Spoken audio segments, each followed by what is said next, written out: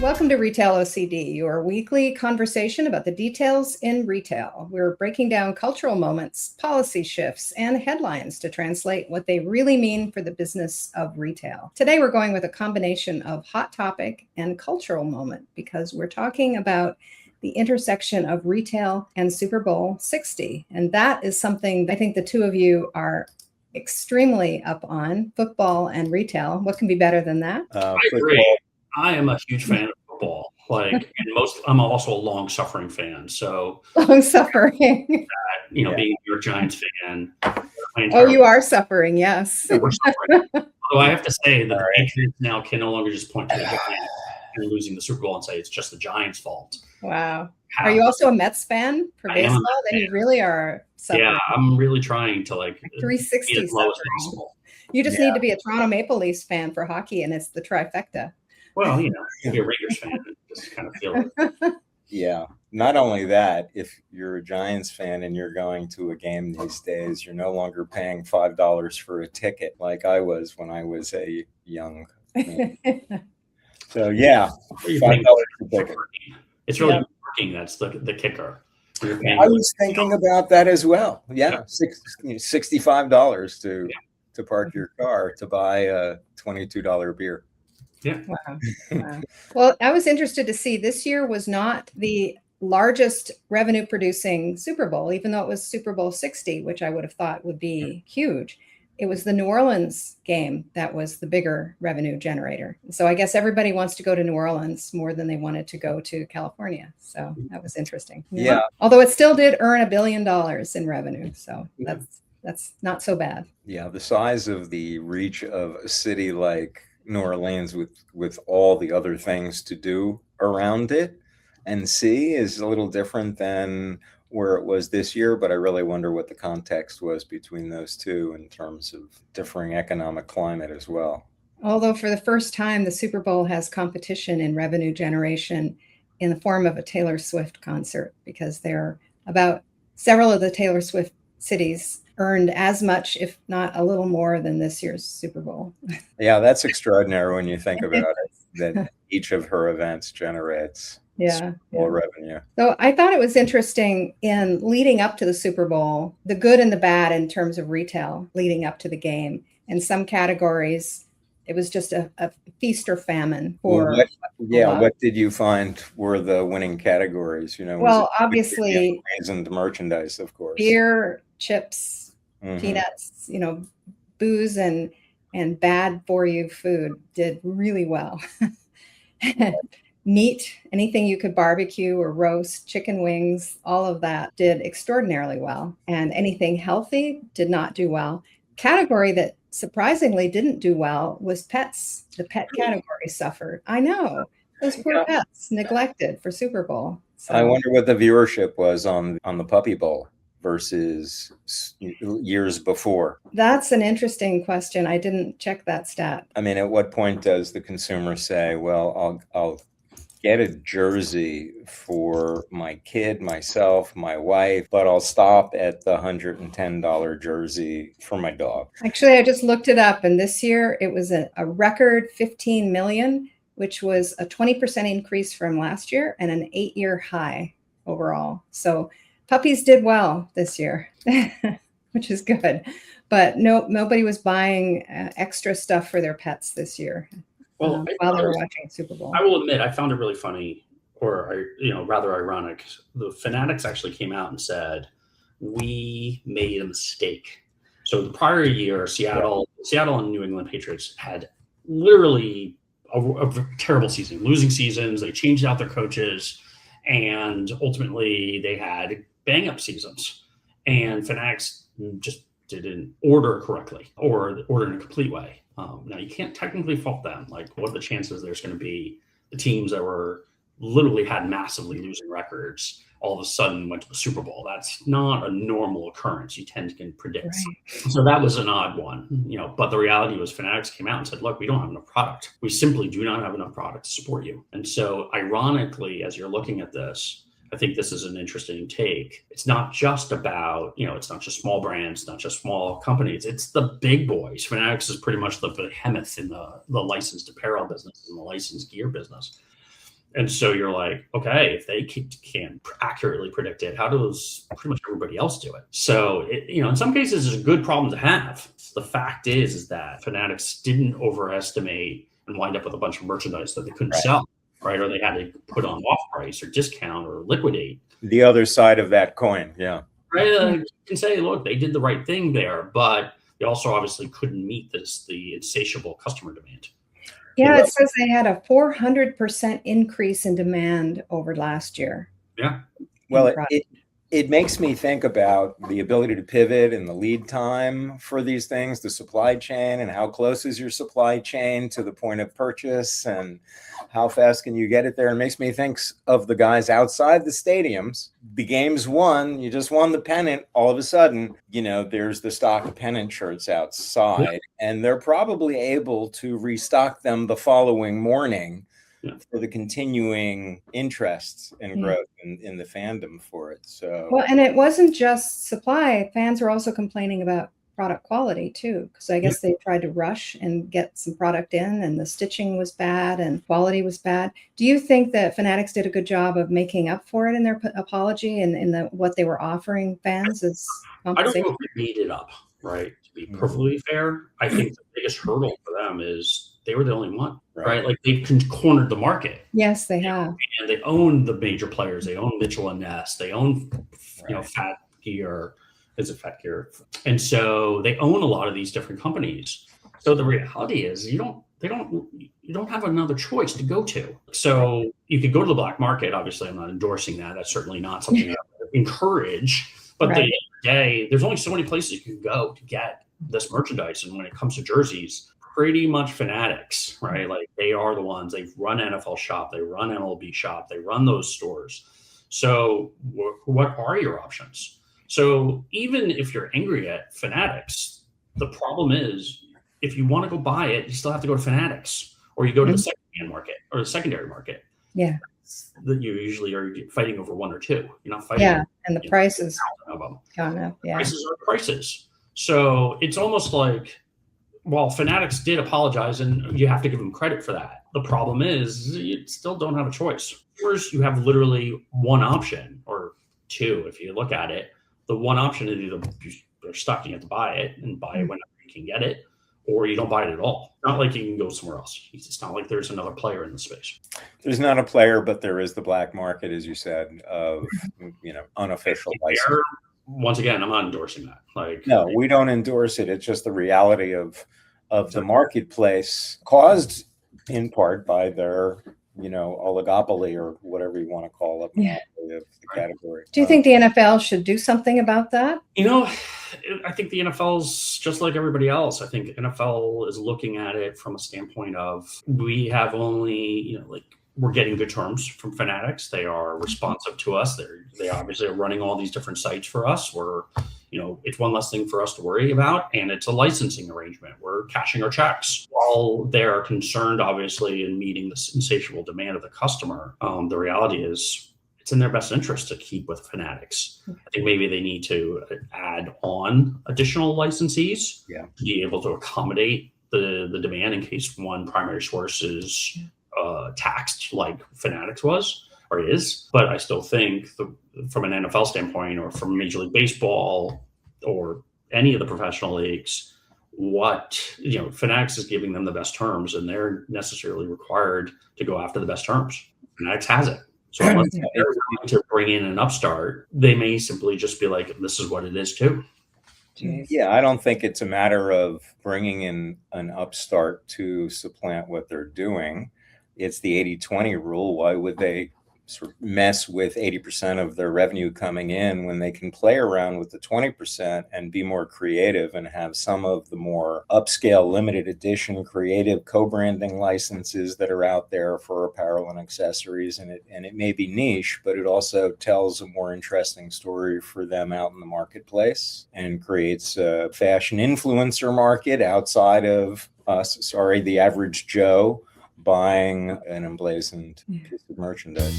Yeah. Well, I have to ask what you guys thought of the halftime show. Did you watch it? So I did. Look, I'm not going to make though any kind of political commentary. No. I will admit 100% when I talk about politics, I talk about I'm a New York Mets, a New York Giants fan, and anybody playing the Dallas Cowboys or the Philadelphia Eagles.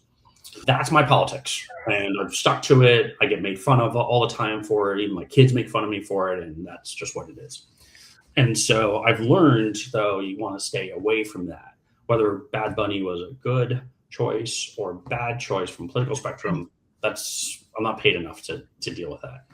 That being said, I will admit, I have had, like when Shakira did her show, I thought that was fantastic. I thought last year's show was really good. It was probably one of the minorities, but I thought it was really good. The other ones that, I remember Bruno Mars at Giant Stadium or MetLife or whatever the name is now. That was a really good one. I remember that. I was kind of bored with that. Like, I just felt it was kind of like, really? Like, I just didn't find it very appealing. Like, it was kind of the same song or the same beat over and over again. I fell asleep. Honestly, I fell asleep. It wasn't an indictment. It was also I fell asleep into the third quarter too. Like, yeah, you had that speaking towards the game. Was a little boring, yes. In the halftime interval happened, and I was like, did anything happen? They're like, no. But I was just bored. It wasn't like there wasn't anything that appealing about it. And honestly, like the reality is when games get slow, right, and every Super Bowl does, it's just what it is. You start paying attention more to the commercials. I even felt like commercials went on break, right? It wasn't as enthusiastic of a commercial environment during halftime or post halftime into the third quarter. And then I think it picked up again into the fourth quarter. So I just felt like it was overall, like it was just kind of disappointing, what happened. It was kind of like, it was very sleepy. Well, it's funny because retailers saw a 53% jump in merchandise sales within 24 hours of his show. So it did drive short-term demand for apparel, t-shirts, and other things that were associated with his show. And one of the things that I really found interesting was it was a high driver of secondary screen shopping during the show. So while you were sleeping, evidently there were a lot of people shopping on their smartphones while he was. Well, I think that's actually tells you something, right? It tells you they were maybe not necessarily engaging with the show itself. They were like taking the opportunity to shop, which is awesome. Right. That's a really good thing. Like, we like that as retailers or CPG consumer brands. In the retail market and selling direct to consumer market. Yeah. That's a great thing. It's somewhat of an indictment of the show, maybe too.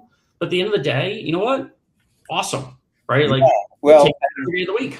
You want to get it down to what's ultimately the old story of half my advertising works. I just don't know which half. You want to be able to get some attribution between those clicks and buys and what they were looking at or seeing, whether it was Bad Bunny not holding a bag of Doritos, but whatever it was, what was the actual purchases and action being made. But I found it entertaining. I found it, I think Goodell got what he wanted, was an expansion of the audience at the expense of a smaller loss. Those people will come back to the next Super Bowl halftime that decided to walk away from it and view something else. I don't think politics belongs in the Super Bowl. I think kindness and humanity and inclusivity does, if you look at the football field and the players and the coaches and the teams, and then that should apply. But that's as far as I'll go, politically speaking. Yeah, I like that I wish he'd had more of Lady Gaga, and Ricky Martin has aged incredibly well. Plastic surgeon is, but he's very good. Right. So I have a couple of questions about the actual, because it's sort of like, the Super Bowl is a giant pop-up experience, even though it's a stadium and every week in season there's a regular game and a regular experience, but it's also a pop-up. And so is it any different in essence, really, than any other weekly lead up and promotion to anything else other than the scale and intensity of focus? I mean, really, is it any different? I think the reality is it's not, but I think the actual implementation of it is they built it up into, it's a lifestyle event. It's not a right. It's not, you don't get huge fan. It's not just a fandom thing. It's not just a virulent, hey, I'm a Seattle Seahawks fan or a Los Angeles Rams fan or an LA Raiders fan or Oakland Raiders or Las Vegas Raiders or whatever they're being called today. The reality is that you're getting beyond that. You're getting into the casual fan. And even people who are just not fans, but they want to enjoy sort of the camaraderie and the sort of the event style that you don't really get with a lot of other types of events. Major League Baseball, there's 8 games or 7 games for the World Series, right? NBA Finals, same thing. With the NFL, it's 1. You're 1 and done all the way through. So even the college football playoff is similar to that, but college football tends to be more, there's a lot of bowl games. So you're watching lots of things at a lot of different times on that. And they also lose some traction towards what the NFL's doing. So Sure. I think the reality is that it's a 1 and done. It's like winner takes all, literally. So, and then of course the media companies and the advertisers embrace it. And they're like, how often do we get 100 million people or 200 million people worldwide watching it? And our target audiences, which are military. Military is a huge buyer, a huge engager of the professional sports, especially the NFL. They get all those people too, and they're having an insatiable appetite and they're big buyers. So the reality is you're getting to a lot of different ethnicities. You're getting to a lot of socioeconomic classes. You're getting to a wide swath, not just in the United States, but elsewhere too. Hey, that's not normal. And if you think about all the events out there that occur, short of the Olympics, which only occur every 2 years, the reality is it's pretty much the Super Bowl. Year in, year out, they're pretty much the predominant player out there. And so I think that is what I think people are counting on. It's very comfortable. It's very safe. It's also, you can count on a Puppy Bowl or a halftime show or some, It's like a national holiday. It's like the Yuletide log. It literally is. Except unlike the Yuletide log, where most of the time I get yelled at for having it on TV. I recorded it so I can still play it in the middle of July. The reality for that is this is sort of like people don't really rewatch the Super Bowl, right? They don't really re-engage with it. So, unless you're a virulent fan of that team, you're more like some of your fans are looking at what Taylor Swift is wearing and which booth is she, right? Like who's hanging out with Robert Kraft and to your point, it's a cultural lifestyle experience now that's gone from when it was, $5 a ticket to and a bunch of boys and their sons eating hot dogs and hamburgers and beers and hot chocolate. At the Super Bowl, or $3,000 a ticket. You're talking all the way top row. Right? $3,000. You're not going there as a casual fan. You're going there because you have money burning in your pocket. And even the regular game, you're going, as you said, at 120 a ticket or whatever market you're in, you're going for that full lifestyle experience, or at least many of them are now, which is the food court and the lounge and the mini museum and all of these things that are a part of it. Right. Well, and the Super Bowl is one of the very few shared cultural moments across the entire country. It crosses religion and politics and everything.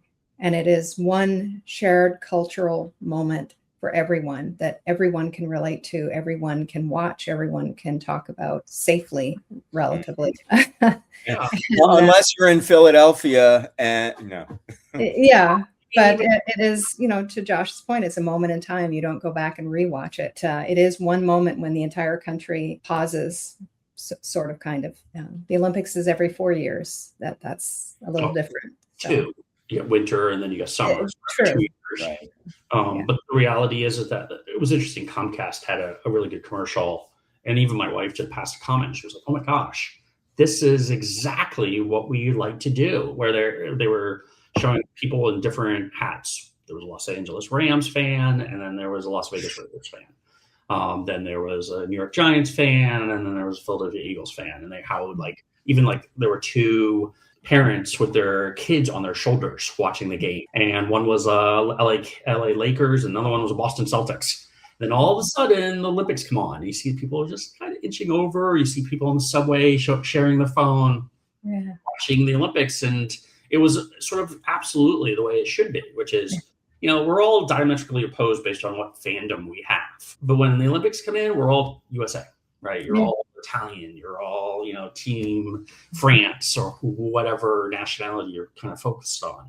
That's cool, right? It actually tells you exactly how people really are, because you can be a huge Man U fan and yet you're still Great Britain, right? We're all together except for the fact that I'm a Man U fan and you're a Real Madrid fan. And so it's actually a really fun little dichotomy that breaks out. And I think Comcast actually nailed it on its head, which was, you're right, we are into our own little worlds until it's like sort of a national thing comes up. I like New York, right? New York they literally hate each other. Like we do as New Yorkers. You hate each other, except when there's like a disaster. And everybody's together. Everybody's hanging out. Everybody's getting together. I remember there was a blackout in New York City back in like 2002. And I was traffic cop for a couple of minutes. And this guy comes over and he hands me a coffee and he was like, "Hey, I'll take over." Right. And I'm like, I don't know who you are. And hopefully you haven't poisoned the coffee. And he might have said to you, "Hey, Yankees suck." Right. But the reality was we wound up getting like right. And so you have your donuts and, you do your, pastrami and things along those lines. But the reality is all the New Yorkers got together. And so, these things are interesting. I think it also goes to sort of a buying behavior as well. I think that's been, I think that's what's so interesting about, the Super Bowl. It's not just a football game anymore. Right. It's a cultural event, but it also leads itself to buying behavior. And it's, you can see what people really focused on and what people didn't, which is ironic. Like I would thought pets is a massive market. But as time, for the most part, people are buying for their pets regardless of what time of year it is. Right. So the fact that pets wasn't a focus, that's an interesting. It is. What I also found interesting were the ads. This year, it was a little different from previous years. I mean, the top 5 ads were Budweiser, Lay's, The Last Harvest, that emotional kind of handing over the keys to the farm. Pepsi, when the bear wants to switch from Coke to Pepsi. Right. Dunkin', the Dunkin' one was great. It was also like Ted Danson. Yeah, that was number 4, though. Full retrospective. And talk about bringing in the breadth of the community of. Yes, but it was nostalgia, not current culture. And then Michelob Ultra with Kurt Russell and Greg, where Kurt Russell coaches Greg on how to ski so he doesn't have to buy the beers. That was number 5. And so those were the top 5. This year, so there was a huge focus on old nostalgia, like 80s. 70s, 80s, 90s nostalgia. And the other thing was there was more of a backlash against AI ads. People didn't like the AI ads. And so, and there was also a backlash against Ring, the be a hero in your neighborhood, talking about finding pets through Ring with their partnership. That since that ad in the Super Bowl, they've had to cancel their partnership with Flock, because people were canceling their Ring membership. They were so upset at the thought of Ring tapping into their security cameras to find pets. So brought to you by Palantir. In years past, there really hasn't been that much negativity or that much nostalgia. And this year there was less of a focus on emotion, more of a focus on nostalgia. And there was also more negativity. And so it's really kind of a different world out there this year than in years past. But do you think that that's just how, is it because of the socioeconomic things that are occurring in our society? Or do you think people just kind of wanted, look at what happened with Dunkin' Donuts with Ben Affleck and Matt Damon, where they did that, where the costume actually was huge and spin up a store. Yeah. Like, could it just be an extension of that? Like, for Dunkin', absolutely. Dunkin', but then Kurt Russell, that was nostalgia too. And they brought in elements of, Karate Kid, and it's all I think it reflects a sort of a changing attitude and maybe a handover from millennial to Gen Z. Yeah, I agree with that. Yeah, I hope it's the reconnection to human in nostalgia. That's sort of reconnecting to yourself without mitigation or the filter of AI, even though they're using AI to do it in many cases. Well, and the top ads for Gen Zs were the blue square against hate and the Pringles ad, Pringleo. I don't know. I didn't watch that one. I didn't see that one, so I should have watched it.